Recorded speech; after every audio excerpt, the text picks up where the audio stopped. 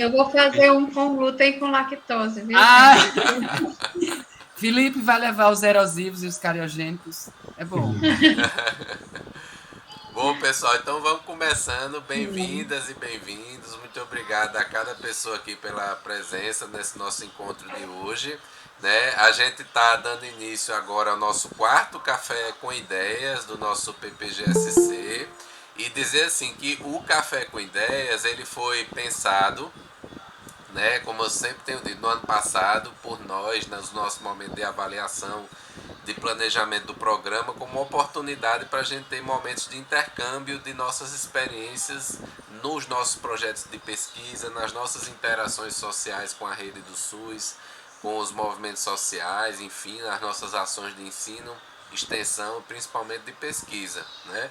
O que os grupos de pesquisa vem fazendo. Cada café a gente enfoca uma pesquisa, né, orientada por um de nossos colegas docentes e feita por um de nossos estudantes, e a gente bate um papo sobre ela. Então hoje assim a gente tem a alegria e a satisfação, né, de receber aqui a nossa querida Nara Barbosa, né? Nara, cadê você? Nara deu já uma luzinha aí.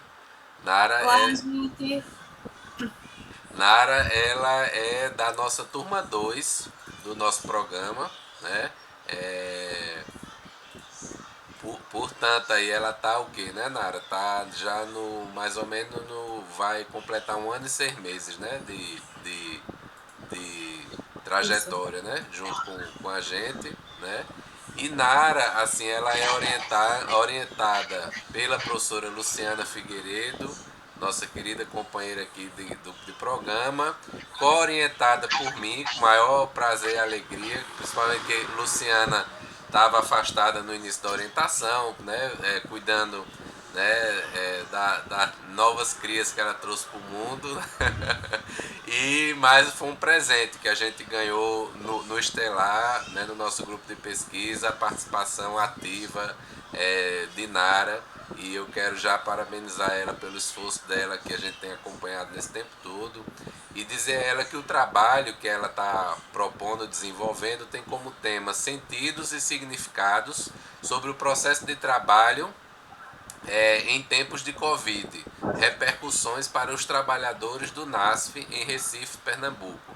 Então é essa pesquisa que a gente vai debater agora, né? Então, de imediato, passa a palavra para a Nara e para a Luciana, se quiser dar uma palavrinha. Sejam todos e todas bem-vindas. Nara tem cerca de 25 minutos para fazer uma abordagem inicial ao tema, e depois a gente roda para comentários e perguntas do nosso público, que a nossa café vai até 10 horas. 10 horas a gente começa outra roda aqui do nosso programa. Obrigado, Nara. Vamos lá. Luciana, você quer falar?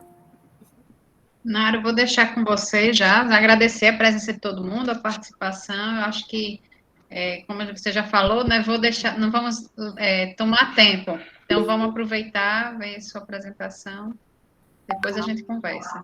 Ok. Gente, bom E dia. só agradecer a generosidade de Pedro mesmo, sempre. Bom dia.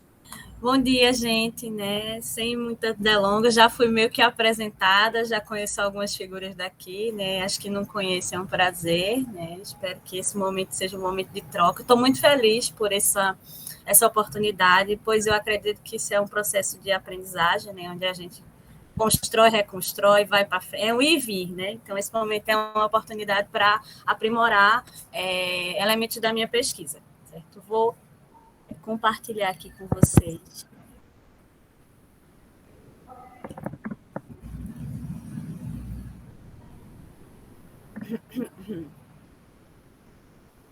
Vocês já conseguem ver?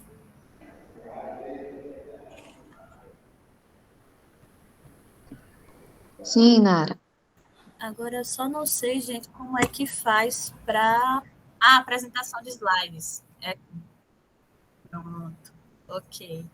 Então, né, a minha pesquisa tem esse título, né, Sentidos e Significados sobre o Processo de Trabalho, né, em tempos de Covid, repercussões para os trabalhadores do NASF em Recife. Né? Essa parte já foi bem traduzida, né, e aí eu queria trazer, né, como introdução, quais foram os interesses e as experiências que eu tive no NASF no decorrer desse meu processo, né?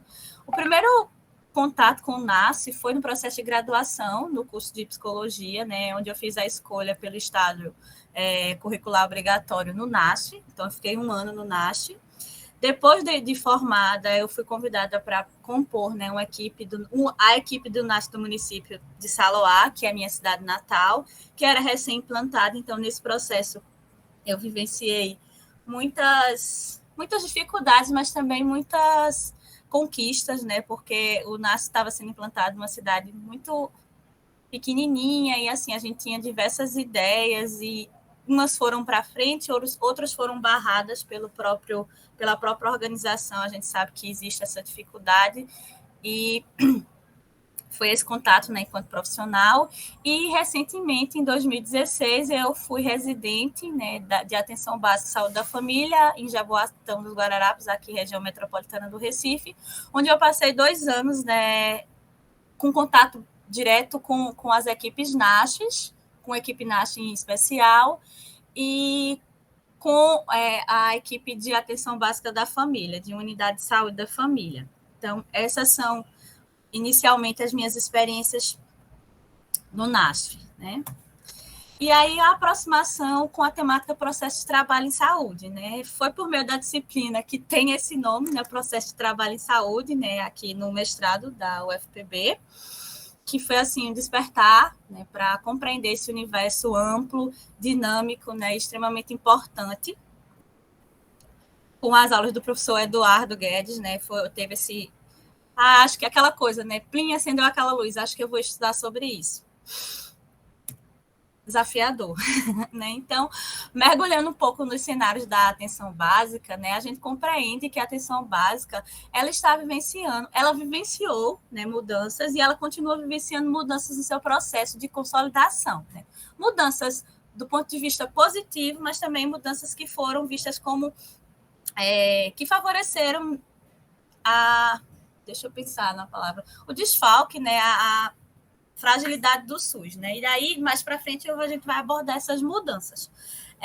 Hoje, só para a gente ter uma compreensão, né, a gente vê mudanças tanto do ponto de vista do investimento em políticas, como também na nomenclatura, né?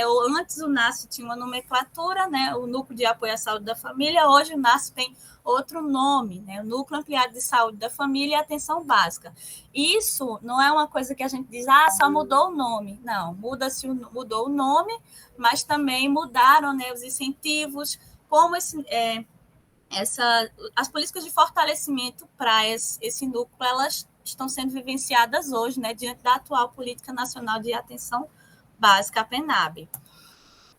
Então, de acordo com a SUDA, os recursos para o fortalecimento dos programas do Sistema Único de Saúde, desde 2020, foi intensificado, né, esses desfalques, essas restrições de financiamento e de interesse mesmo do poder público, né, que contribuiu para a fragilidade, como eu disse anteriormente, do próprio cuidado no SUS, né, e resultando também, né, esse aumento das desigualdades sociais e desigualdades em saúde, né, e fragilidade, obviamente, dessa política de atenção, né, e todo esse cenário, ele repercute no NASF, né, que está dentro do âmbito da atenção básica.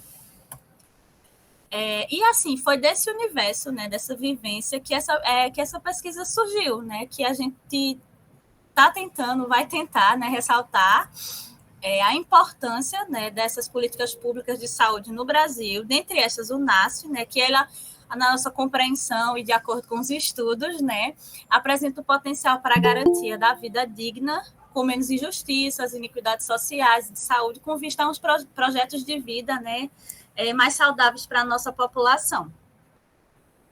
E aí eu trouxe um pouco da historicidade da atenção básica, né, que foi a política aprovada pela portaria 648 de 2006, como modelo de reorganização das diretrizes do cuidado, né, ela foi incorporada no Programa de Agentes Comunitários, o PACS, e também no Programa de Saúde da Família, né, estes que já eram implantados, né, no Brasil, o PACS em 91 e o Programa de Saúde da Família em 97. E aí ela para que a atenção básica em saúde, né? É um modelo de reorientação, né, assistencial da saúde pública e compõe um dos eixos de cuidados ofertado pelo Sistema Único de Saúde, né, de uma forma bem abreviada, né? As ações da atenção básica, elas devem garantir a universalidade dos cuidados, o fortalecimento dos vínculos, um cuidado integral, né, com a responsabilização do cuidado entre profissionais e usuários, e também estimular, né, a produção desse cuidado, a promoção, perdão, desse cuidado humanizado e equânime para os usuários. E aí algumas repercussões dos planos políticos para a PENAB, né? A gente sabe que os interesses políticos, né, os planos políticos, eles interferem diretamente nas políticas públicas, né? Então, em 2011, na gestão da presidente Dilma Rousseff, a PENAB ela sofreu uma modificação, né? Sofreram várias modificações, mas em destaque aqui eu trouxe a implantação das redes de atenção à saúde, que é denominada RAS, né? Essa mudança ela favoreceu o processo de reorganização e de integralidade desse cuidado no SUS, né? E na gestão do presidencial de Michel Temer, né, foi aprovada, infelizmente, a emenda constitucional número 95, né, em dezembro de 2016, que, como sua prerrogativa, teve o congelamento do teto de gastos, né, dentre esses o teto para gastos da saúde, né, que a gente está vivendo hoje. Em 2017, ainda, né, sobre a gestão desse governo, mais uma vez houve uma alteração na PENAB. E dessa vez, né, como destaca esse autor Mariano, houve um reajuste financeiro. E esse reajuste financeiro, ele atingiu diretamente o financiamento destinado à atenção básica em saúde do nosso país, né, agravando assim o quadro de precarização e prejudicando as ações do SUS. Perdão, gente, pelo barulho. E em 2020, né, na gestão presidencial de Bolsonaro, foi lançada essa nota técnica número 3 de 2020, que, somada à PEC 95, né, discorre sobre os recursos de origem federal para o custeio da atenção básica, de um modo simplificado. Nesse documento, né, dentre as informações apresentadas, proposto, né, o afastamento da participação financeira do governo federal no que se refere ao custeio de implantação de novas equipes NASF no Brasil, né? Então, o recurso destinado para essa implantação do NASF, né, passou a ser de responsabilidade do município, de interesse e responsabilidade única e exclusivamente do município. Aquele município que queria manter os núcleos teria que investir dos seus recursos para isso, né? Então, desde 2020, não há mais implantações de equipes NASF no Brasil. E aí, o que é o NASF, né? O NASF ele foi implantado, né, pela Portaria 154, em 2008, janeiro de 2008, e ele tem como objetivo proporcionar uma maior resolutividade, fortalecer e aprimorar as ações realizadas na atenção básica, por meio das estratégias de saúde da família, né? E também fortalecer o processo de territorialização e regionalização da saúde, de modo sintético aqui, né, para a nossa apresentação. Então, o NASF, ele tem são três tipos de equipe NASF, né? Equipe 1, que vocês, como podem ver na apresentação, tem 5 a 9 equipes, né, com essa determinação de carga horária e geral e dos profissionais. O NASF 2, que tem de 3 a 4 equipes de saúde da família, né? E aí o NASF 3, que tem de 1 a 2. Então, esse núcleo de apoio à saúde da família, retorno à nomenclatura anterior, dá suporte, apoio matricial, né? Efetiva suas ações e intervenções junto e nos territórios, né, dessas equipes de estratégia de saúde da família. Como referencial teórico, né, para a nossa compreensão desse processo, a gente trouxe aqui alguns elementos. E aí, mesmo diante disso tudo, né, dos avanços e dos retrocessos, dos incentivos e dos desfalques na atenção básica, o NASF ele cresceu, até certo ponto cresceu, né, até 2020. A expansão das equipes NASF, né, deu uma maior ascensão, como esses autores trazem, em 2018. Né? Como a gente pode ver, existe aqui uma crescente, né, no quantitativo de equipes, né, quando o NASF foi implantado, né, em 2013 eram 2.677, e daí 2015 esse número passou, né, mais que duplicou para 4.288, e em 2017, já em 2017, perdão, eu acho que esse dado aqui, eu fiz a mesma, coloquei o mesmo número. Mas só para a gente relatar, né, que houve um aumento progressivo, sim, da implantação dessas equipes NASCE pelo Brasil. E aí o NASCE em Recife. O NASCE em Recife, ele tem 10 anos de implantação, e atualmente a cidade do Recife apresenta 20 equipes compostas por profissionais de fisioterapia, fonoaudiologia, psicologia, terapia ocupacional, farmácia, nutrição, serviço social, totalizando um total de 134 profissionais. E também, né, trazendo agora, mergulhando um pouquinho sobre a análise, como a gente vai olhar para esse processo de trabalho em saúde, né? Compreendemos que olhar para o processo de trabalho em saúde requer olhar para o processo de trabalho, sobre a categoria de análise trabalho. E nessa pesquisa, nós optamos por embasar nosso conhecimento sobre a análise de Max, né? Compreendendo que é uma análise vasta, complexa, né? Mas vamos mergulhar nesse processo para compreender mais sobre como o Max compreende o processo de trabalho. E daí ele tem uma definição que ele traz com o processo de trabalho como relação entre o ser humano e a natureza, um processo em que o homem, por meio de sua ação, interfere, gera e domina o seu metabolismo no contato com a natureza. Nessa relação, o homem visa a utilidade da matéria, da natureza, para sua existência. Faz uso da natureza corpórea que dispõe para agir e modificar a natureza. E nesse movimento, o homem muda a natureza, mas ele também é moldado por ela. Então, a gente percebe aí que existe essa relação, que o homem muda a natureza, mas ele também sofre processos de mudanças oriundos desse contato com a natureza e também no processo de trabalho. A gente tem essa singularidade relacionada ao processo de trabalho, que é diferente, né, dos processos que a gente pode chamar de trabalho dos instintos animais, né? Então, a gente tem essa singularidade de mudança, né, de interferir na natureza e ser interferido por ela por meio desse processo de trabalho e no processo de trabalho. Então, a gente já percebe que é uma complexidade, né, abordada por Max, que a gente vai tentar compreender mais nesse processo. E aí, trazendo para um contexto nacional, né, optamos por compreender o conceito trabalhado por Ricardo Antunes, de processo de trabalho. Ele traz que o trabalho ele tem uma importância central e fundamental na sociabilidade dos humanos, né?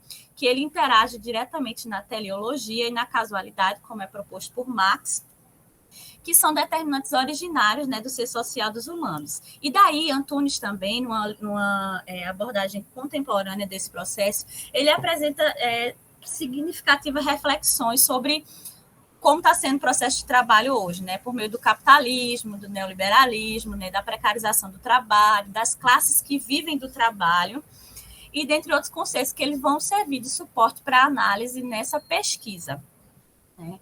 Atualmente, a gente sabe que o modelo capitalista, ele fortalece as desigualdades, isso também é apresentado por Antunes, né, a partir do momento em que ele coisifica o ser humano, reduzindo a uma mera força de trabalho, né?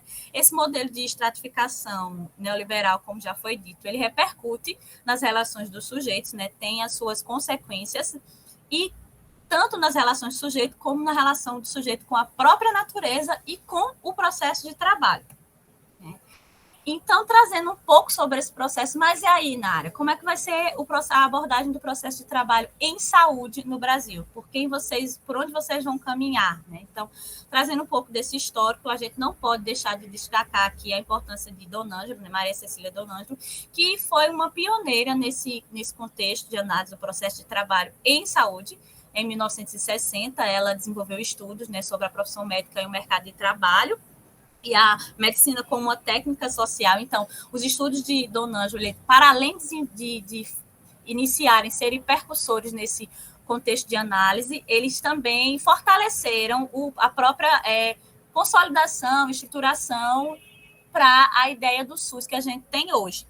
E aí, como discípulo de Dom Ângelo, aparece essa figura, né, que é o Ricardo Bruno Mendes Gonçalves, aqui mencionado como Mendes Gonçalves, ele que foi um discípulo de Dom Ângelo, que enveredou também por essa análise, e daí ele ele descreve, né, os modelos de organização da sociedade na compreensão de como tem sido construído esse processo de trabalho em saúde. E aí ele chama a atenção para como o capitalismo ele gera necessidades sociais de saúde, né, que se apropriam e são apropriadas pela sociedade, por vezes não condizentes com as demandas reais. Então, assim, Mendes Gonçalves traz um contexto bem atual, né, do que a gente vivencia hoje, um alerta para a gente compreender como é que se dá essas necessidades sociais. Elas são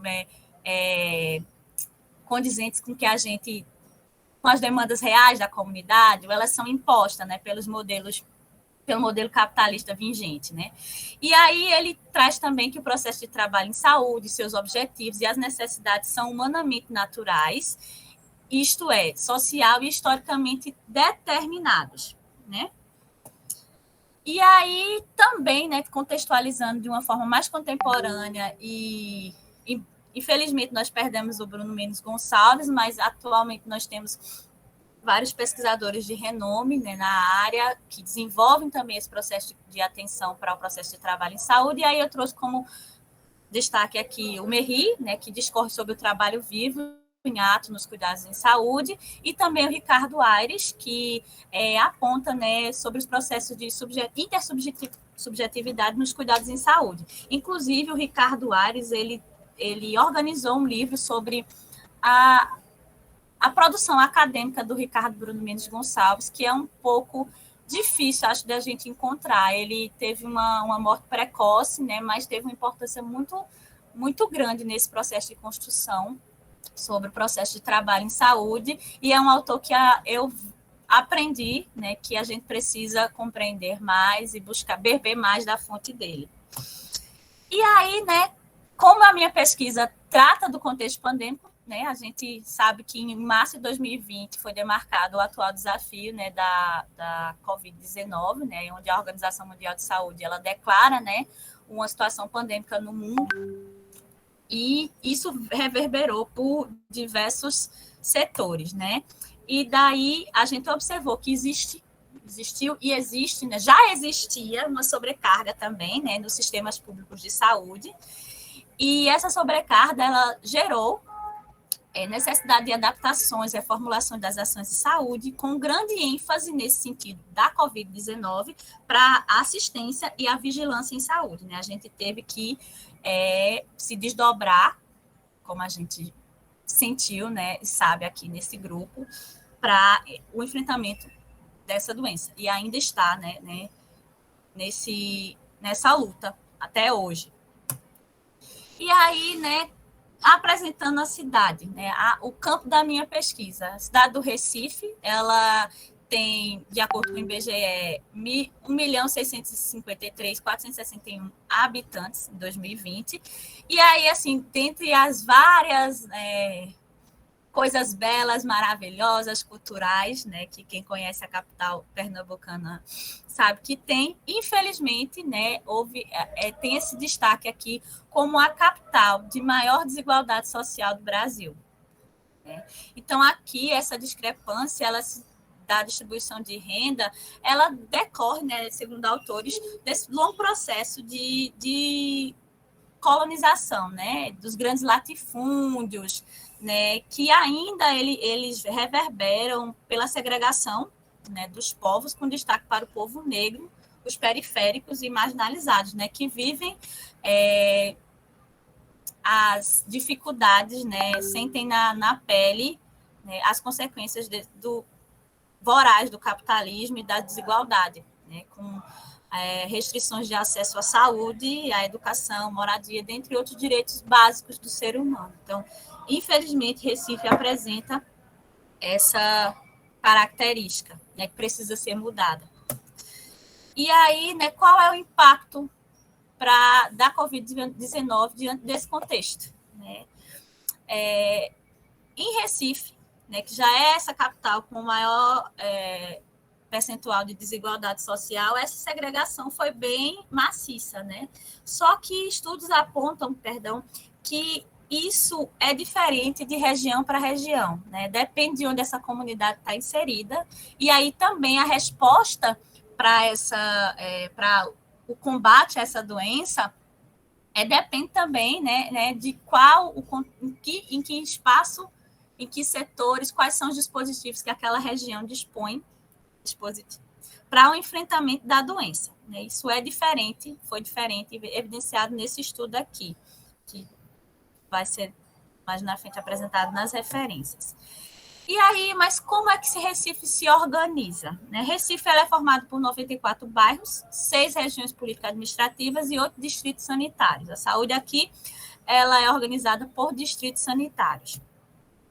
E aí, né, também Recife apresenta zonas espaciais de interesse social, né, que são zonas que apresentam maiores vulnerabilidades, né, contexto de vulnerabilidades. Em Recife, hoje são 75 zonas, né, de espaciais de interesse social, como vocês podem ver nessa descrição aqui, né, existem 2 tipos de ZENs, que é que são as ocupações espontâneas, né, e o 2, que é as ocupações as áreas habitacionais e áreas subutilizadas, né, ou vazias, que podem receber e ter essa regulação fundiária, né? Então, existem as ocupações espontâneas e esses espaços que podem, né, vir a ser regulamentados nesse sentido, de acordo com o plano diretor daqui da cidade do Recife.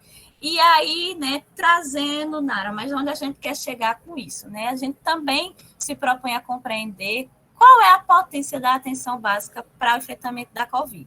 De acordo com o Ministério da Saúde, no Brasil existem 45 mil equipes de estratégia de saúde da família, né? Então, a gente tem um exército de profissionais, né, atuantes nesse espaço de saúde, e é compreendido que, assim, a atenção básica ela tem uma infraestrutura crucial para a contenção das doenças. A gente sabe isso por meio, né, de diversos programas, dentre eles o programa de vacinação, né, executado pela Atenção Básica em Saúde. Então, não só esse, mas destacando esse, mas o processo de fortalecimento desse âmbito de cuidado, de acordo com alguns estudos, ele poderia ter sido melhor, né, e mais utilizado para o combate da Covid-19. Talvez nós tivéssemos uma resposta diferente do que a gente teve, né? Agora que a gente, por meio das vacinas, que a gente vê um cenário diferente, mas a gente sabe que isso não foi visto inicialmente. E aí, né, a Covid-19, ela realmente sacudiu, né, para trazer a importância do fortalecimento da atenção básica, né, que já vinha, como eu apresentei anteriormente, sendo desfalcado, né, pelos interesses políticos e pelas propostas, né, de emenda constitucional, enfim. Então, infelizmente, né, a atenção básica, embora tenha seu poder fortalecedor do SUS, ela vinha sofrendo ataques e, infelizmente, teve que enfrentar essa doença, a Covid-19, com esse histórico, né, de desfalques mais intensificados. Então, a gente compreende que houve, né, assim, um prejuízo no enfrentamento dessas ações diante do cenário da Covid-19, né? E aí a gente também traz aqui como foi a repercussão da Covid-19 para a saúde de quem cuida, né, para esses profissionais. Estudos apontam que medo, preocupação, insegurança, comportamentos repetitivos, quadros ansiosos, distanciamento social, mudanças rápidas, incertezas e mortes na esfera laboral, também no campo familiar, né, são caracterizados como fenômenos que prejudicam a saúde mental dos trabalhadores no NASH. Então, isso foi visto, né, nessa pesquisa como repercussão para a saúde mental, né, desses profissionais que estavam trabalhando, atuando nos seus espaços laborais contra a Covid-19. Né. Por meio disso tudo, a gente se pergunta, né, quais são as implicações trazidas para o processo de trabalho em saúde, como os modelos operacionais e normativos do processo de trabalho em saúde no contexto da pandemia de Covid-19, eles têm repercutido, né, nos profissionais NASF em Recife. Gente, só para eu saber se vocês estão aí, tá todo mundo me ouvindo? Estamos sim, Nara. Sim, Nera. Então, a gente vai falando, né? Fica aqui. Então, como hipótese, né, a gente compreende que o modelo de financiamento para a atenção à saúde, né, a atenção básica à saúde em vigor, bem como o contexto pandêmico, ele pode proporcionar prejuízos sociais, físicos, emocionais, psicológicos ou psiquiátricos, econômicos, dentre outros, né, aos profissionais de saúde do NASF, desencadeando também agravos nas Só vejo o tempo, viu? Certo. Desencadeando também os agravos, né, na execução do processo de trabalho. Em 5 minutos no máximo. Tá ok. Tá. Como objetivo geral, né, a gente se propõe a analisar os sentidos e significados do processo de trabalho, como vocês podem ver aqui, compreender as repercussões da pandemia e discutir a política de atenção básica em vigor, né, e a reflexão no processo de trabalho dos profissionais do NASF. É uma pesquisa de abordagem qualitativa e exploratória, né? Esses serão os sujeitos da pesquisa, como eu trouxe anteriormente, né? E aí, nesses distritos sanitários, distrito 2, 5, 7 e 8. E aí, mais à frente, eu vou... Por que foram essa escolha? Acho que é importante trazer isso aqui. A seleção para esses distritos sanitários, como eu disse, Recife tem 8, né? Fará observância aos estudos sobre as diferenças socioterritoriais de Recife, né? Bitton e colaboradores, eles apresentaram um estudo, né, de como essas diferenças socioterritoriais eles se compõem na cidade do Recife, né? Por meio dessa estratificação por quantile, né, que é uma técnica usada pelos estudiosos da geografia e também estatística. Então, eles viram, né, que esse destaque aqui para esses estratos, C, D e E, né, que, de acordo com os estudos deles, eles apresentavam maior situação de vulnerabilidade. E aí, eu e Luciana discutimos que seria, como posso dizer, mais interessante para a nossa pesquisa verificar como foi que esses profissionais atuaram nesses contextos de maior vulnerabilidade, essas equipes que atuavam no contexto de maior vulnerabilidade diante da situação pandêmica. E aqui eu trago brevemente quais são esses estratos, né? A gente pode passar o olho rapidinho nesses bairros e ver, né, que de 1 a 0, né, aqui, estratos por percentual de área CIS, de 1 a 0 representam os bairros que têm uma maior estrutura, e isso vai, à medida que isso vai aumentando, essa estrutura, ela vai, estrutura organizacional, né, de investimento, ela vai diminuindo. Então, se destaca aqui a C, a D e a E, que são compostos por esses bairros. E aí, né, dentro desse extrato, eles apresentam essa tabela, né, que tem como dados os números de bairros, a população, a taxa de letalidade, então a gente pode ver que é maior, né, na C, D e na E, os casos de Covid, né, embora sejam menos casos de Covid, como vocês podem ver, mas apresentam número de óbitos, né, significativos, e também no que se refere à renda per capita. E também a expressividade da população negra. A gente pode ver que esse Recife tem essas características, reforçando, como a gente disse anteriormente, a desigualdade social. E aí a gente selecionou esses distritos sanitários por meio dessa proposta de estudo desses autores, né? E foram selecionadas. Lembrando que cada distrito sanitário tem até 4 equipes NASF, então a gente vai selecionar uma equipe por distrito sanitário, né, de modo que serão 4. E aí, né, com o quantitativo, se tem 7 profissionais apresentados no plano de saúde, será em cerca de 28 profissionais. Né? Se a gente vai conseguir abordar todos eles, é o desafio, mas essa é, né, a nossa proposta. Não que isso, né, traga, né, prejuízo à qualidade do processo do trabalho, mas a gente compreende que esse olhar é importante para a nossa pesquisa, né? A qualidade disso, visto que é uma pesquisa de abordagem qualitativa. Aqui eu trouxe só para critério de apresentação os critérios de inclusão e de exclusão, né, que podem depois posso apresentar, mas só para a gente adiantar. Como instrumento de coleta será a entrevista e também o questionário sociodemográfico. Trouxe também os procedimentos de coleta, né, o protocolo, a gente fez um protocolo para essa coleta, que está descrito aqui, vou andar um pouquinho. Também a apresentação dos aspectos éticos, né, de acordo com a resolução 466, né, do Conselho Nacional de Saúde, né, seguindo criteriosamente as recomendações. E aí, toda pesquisa, né, tem riscos e benefícios. Eu trouxe aqui os riscos da nossa pesquisa, né? Toda pesquisa expõe os participantes a algum desconforto, né? Então, essa pesquisa ela pactuará com respeito à fala e os conteúdos apresentados, visando minimizar, né, o máximo possível esses possíveis desconfortos. E também, né, tem benefícios. A nossa pesquisa ela beneficia, possibilitar melhorias no que se refere ao processo de trabalho e saúde, com destaque para o NASF, né? Que é uma política que a gente sabe que tem, né, sendo desfalcada, como eu disse anteriormente.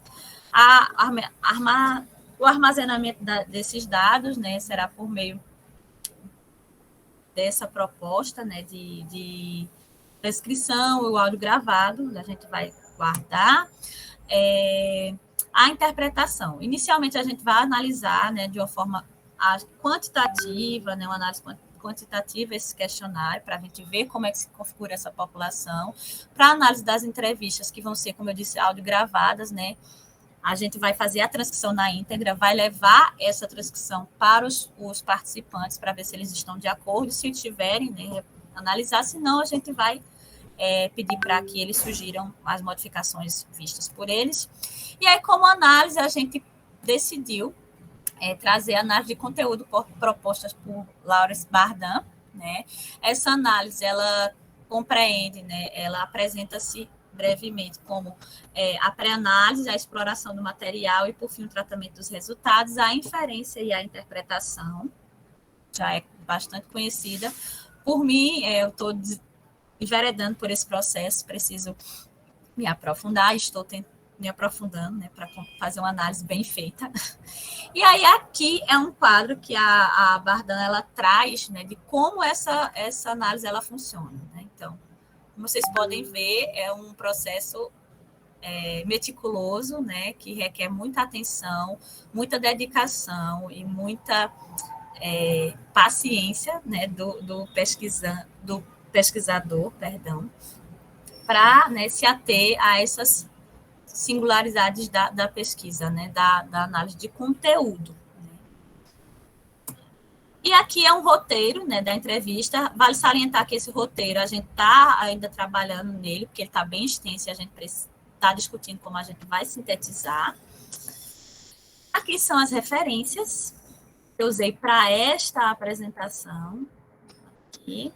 E é isso, gente. Eu saliento que essa pesquisa ela foi submetida ao Comitê de Ética, já passou pela questão da carta de anuência, né? Já foi aprovada, e está no Comitê de Ética. A gente teve algumas dificuldades no processo, mas está andando, e a ideia é que ela ande o mais rápido possível, assim que for liberada pelo Comitê de Ética. Eu agradeço pela atenção de vocês e estou aberta para as nossas colocações, contribuições. Obrigada.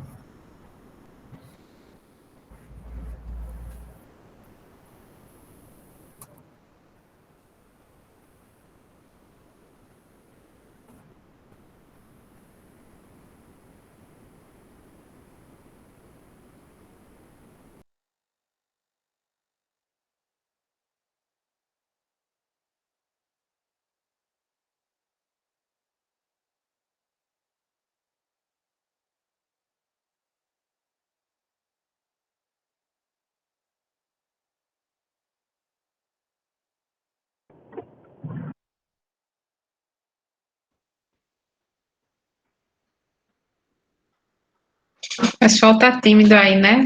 Minha gente, eu não Oi, sei se oi, pode falar. bom dia, parabéns, Nara, muito bom, parabéns, Luciano, né, pelo trabalho. A gente está agora fazendo uma pesquisa multicêntrica, inclusive em Recife, na perspectiva dos agentes comunitários de saúde, né? Não só em relação à pandemia, processo de trabalho, mas em outras questões. Muito bom mesmo. Eu recomendaria a Nara, porque eu entendi que o título é Sentidos, não é isso? Professor. Sentidos e significados. Sim, professor.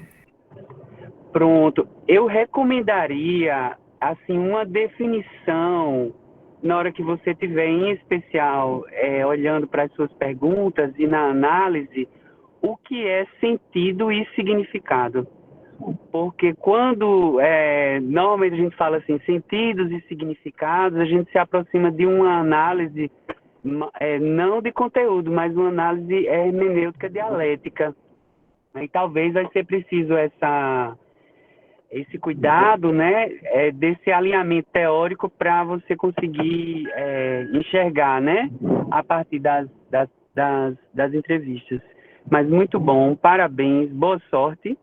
Não existe, o campo não é fácil, mas seus dados vão trazer muita luz, né? Em especial por tudo, né? Pela fragilidade das políticas, conforme você falou, e por esse momento tão difícil, né, que passamos, a pandemia. Ou seja, infelizmente foi uma confluência aí de fatores, né? A pandemia e a nova PNAB, e essa reestruturação do NASF, e o que já não era fácil ficou muito difícil, né? De fato, em especial para os usuários, né? Que em Recife vocês chamam comunitários, não é isso? Um abraço e parabéns, viu? Obrigada, professor. Quem quiser mais comentar, fique à vontade. Tem mais 2 minutinhos. Aproveite.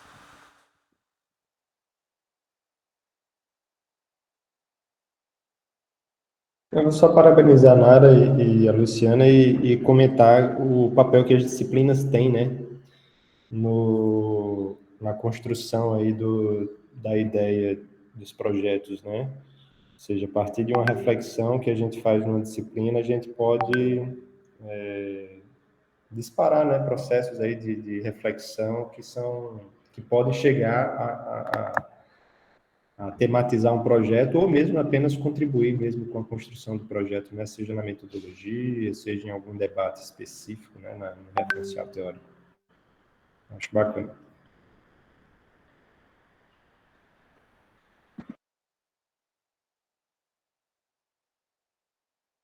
Professor.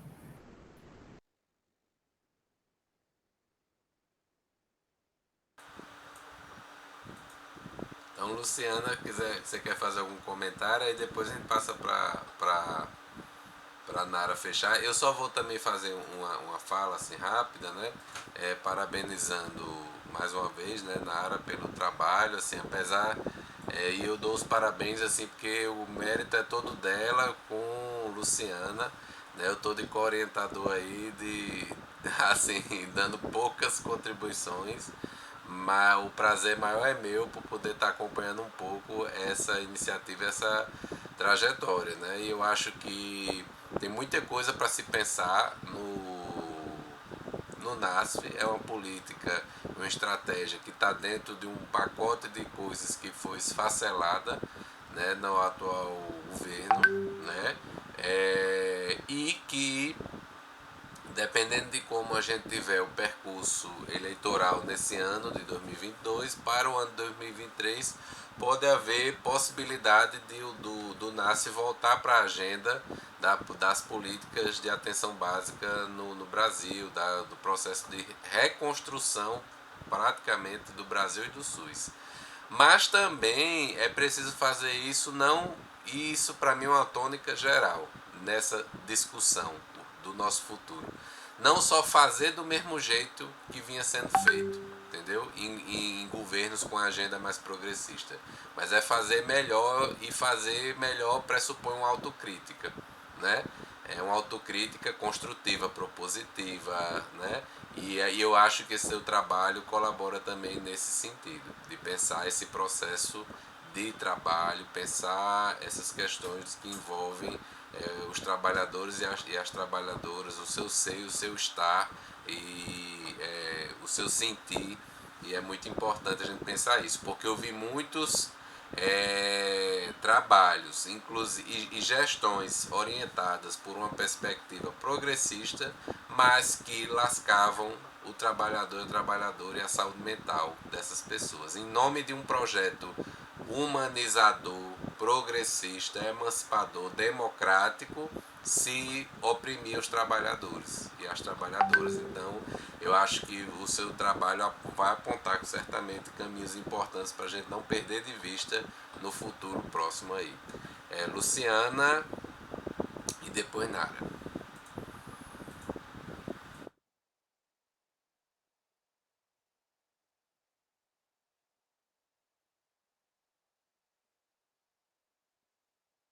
Oi, vocês agora estão me escutando? Agora sim, agora minha câmera está aberta há um tempão e minha imagem, eu não sei se vocês estão vendo. Estão vendo? Está aberta há um tempão, eu já entrei e saí, Nós estamos o conseguindo som acho que era mau contato aqui. Eu coloquei aí no chat, quero agradecer demais a Franklin, né, pela sugestão. É sempre bom esses ouvidos, esses outros ouvidos que não estão dentro, lendo sempre a pesquisa, né? Franklin sempre é luz, né? As contribuições de Franklin, muito obrigada, Felipe. Concordo com o Felipe, né? O papel das disciplinas, acho que Nara é um exemplo vivo aí, aproveitou muito, principalmente a disciplina de professor Eduardo, ela sempre vinha com as inquietações e a partir da disciplina ela foi tomando um direcionamento, né? E a Pedro, sempre por tudo, muito obrigada, parabenizar a Nara, puxar um pouquinho a orelha mais uma vez, né? Porque eu venho tentando falar com ela, né? Para o poder de síntese dela, ela mesma sabe, mas é isso aí, que o importante é o diálogo, né? Então, que haja sempre espaço para ele. Então, mas parabéns, Nara. Vamos em frente. Estamos aí com a corda no pescoço um pouquinho, né? Mas vai dar certo.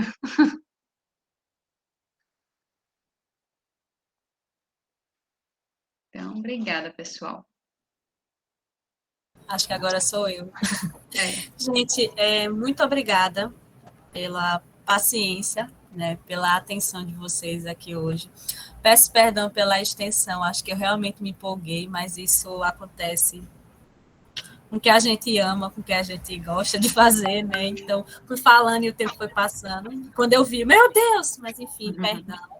Agradeço imensamente a colaboração dos professores, as mensagens aqui no chat.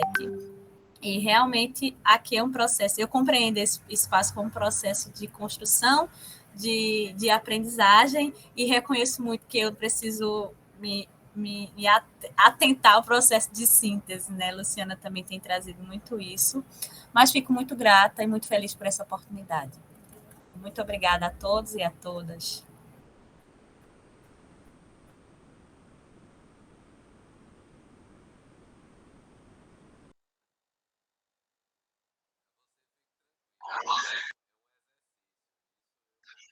Sim, Exercício cotidiano e você vai tentando e seguindo em frente, mas nada assim coloca para baixo sua apresentação, porque você apresentou, não foi assim, podia ser um pouco mais objetiva, mas você apresentou com rigor, entendeu? Não foi prolixa, não foi repetitiva, foi uma sequência muito bacana. Então assim, parabéns mais uma vez e força aí, né? Força e sequência, porque o prazo, lembrando da turma 2, a coisa agora de coordenador, o prazo da turma 2 é dezembro desse ano, né? E a sugestão nossa de qualificação é até junho ou julho, assim, é sugestão, né? O que a gente consensuou em resolução é 3 meses antes do prazo como limite para qualificação, né? Mas Quanto antes vocês conseguirem qualificar, é interessante também, tá? Pois um abraço. Agora, Sim, Pedro, isso. agora vai ser o objetivo, não tem mais jeito não. Exatamente. Bola pra frente. Pessoal, então um bom dia para vocês. A gente vai agora começar a oficina de apoio à produção científica do programa, que é em outro link. Então eu vou até botar aqui, se alguém quiser já ir de uma para outra, vou botar o link aqui.